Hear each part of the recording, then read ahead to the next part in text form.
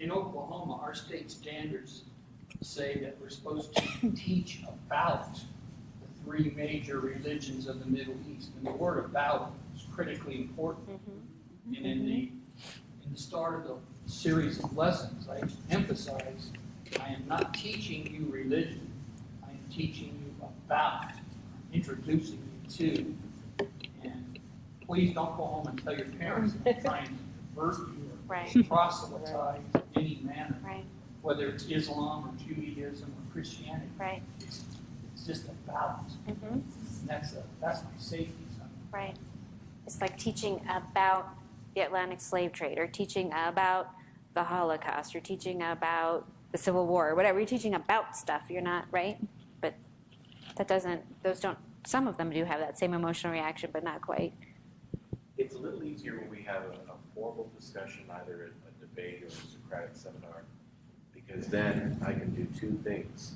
I can assign students to a particular group and say, you have to argue this.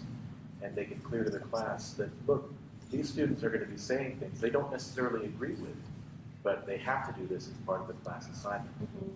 And then to require that everything they say, they have to back up with something in text. So making them not just shoot from the hip, but have to draw on something. So it's factual, not just opinion-based, or opinion-based at all sometimes. I do that and then make them they have to do the opposite side. After they've done the one side, then they're taking the opposite point of view, so that they have to back that up. And it helps a lot with those that got the one they didn't want or didn't know. Sometimes when things get real emotional, I think students have to talk in I messages and not you messages or third person. And when I say to students, say what you want to say, but you have to start with the word I. And then follow that with I think, I believe, I feel. Start there. And then all of a sudden, the conversation changes. That's true. I statements are so important. And they make such a difference. It sounds so silly and simple, but it makes such a big difference when you're actually in those circumstances and in those situations, to emphasize that. That's important. I think what Hannah says she does, where sometimes she throws it out, is really important, because oftentimes no one listens to the students. That's right. They talk amongst themselves and they share a lot of misinformation. So if you're able, because I do that often as well, I let them have just conversations, but I set guidelines, because they do a lot of reading. Whether people believe it or not, and with the advent of the internet, they are doing even more research than you realize. But like you said, how do they know what's the most credible source, or how to cite sources? So like Rob was saying, where if they come up with an argument, bring me your source, where are you coming from?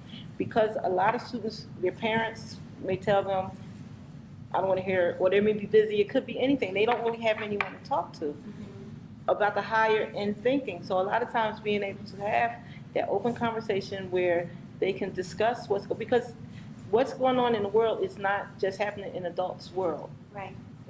Unfortunately, it's not. It's everywhere. It's on the TV, it's on the radio, it's on the internet.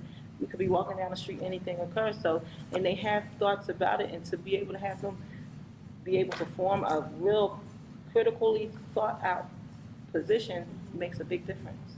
And something else Hannah said that's so important is that you like listen to them.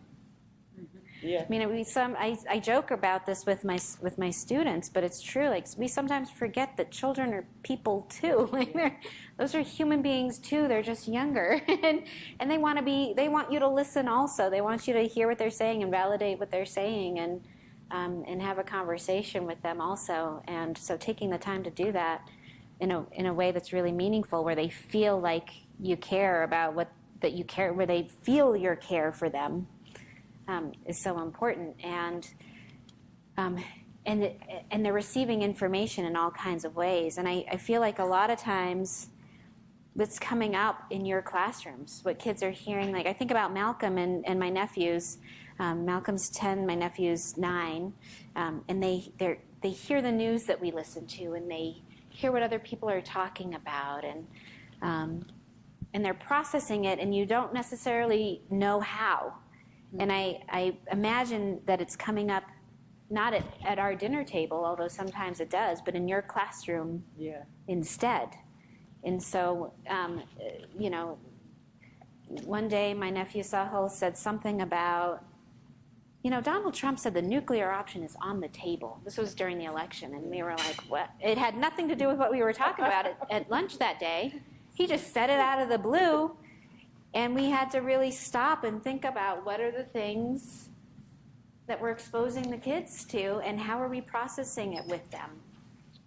Because it needs to be processed. We need to give them the chance to talk about it and think about it. So that's important to do. It's important to take that time and do that. In working in music education and also in the other arts, I've reflected a lot on where there's a need to have proactive communication. Mm-hmm. And so thinking about who needs to be in the loop if something controversial is going to come up.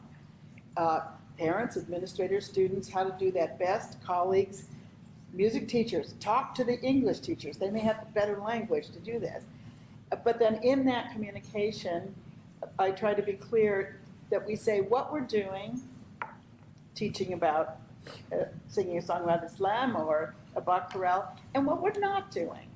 Because often I think that quick jump with fear is presuming we're doing all these things that we're not doing. So tell them we're not doing this. Right. And another thing that happens, I think, with fear is that kids will hear something scary. And then it may be something of which there's a teeny tiny chance of it happening, but they don't really get that. So they'll hear, oh, we're going to be, hit by a nuclear bomb. Or they'll say, oh, there are terrorist attacks everywhere, and we have to watch, when we go to the baseball game. And they're not just saying it, like sometimes adults will just say it, or they'll, maybe take a little precaution or whatever. But for the kids, they're like, I'm going to go to this baseball game, and I could die. And that's very forefront in their minds, and how to talk to them about that, and why that's not something they should live with is important but difficult.